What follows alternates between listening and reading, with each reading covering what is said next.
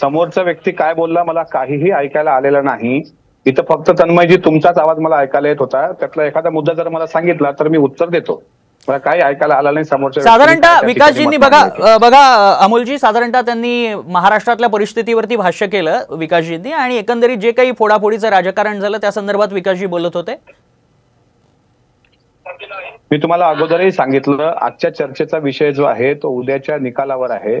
आमच्या पक्षश्रेष्ठींनी सांगितलं की कोणी कुठल्याही पातळी सोडून कोणी बोलत असेल तर त्याला काही सध्या उत्तर द्यायची काही गरज नाही.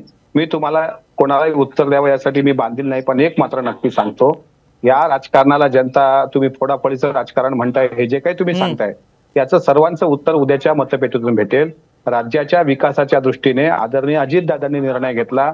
निर्णय घेतल्यानंतर मागच्या महिन्यात तुम्ही बघितलं असेल, अरुणाचल प्रदेशमधले अनेक लोक येऊन देवगिरीवर त्यांना भेटले. त्याच्यानंतर ते काही उमेदवार आम्ही 15 उभे केले. त्यामध्ये 2 उमेदवारांचा निसटता पराभव, 200 मतांनी असा पराभव झाला.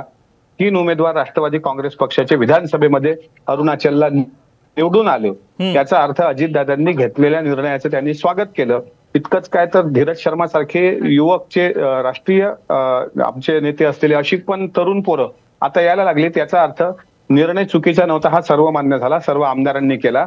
आज जे पुळका आणतायत सगळ्या गोष्टीचा, त्यातले अनेक आमदार, मी तर नाव काही मर्यादा पक्षाकडून आहेत त्यामुळे मी बोलणार नाही, त्यांची सुद्धा हीच इच्छा होती की आपण महायुतीसोबत म्हणजे सरकारसोबत गेलं पाहिजे, जेणेकरून मतदारसंघामध्ये विकास कामं करता येतील.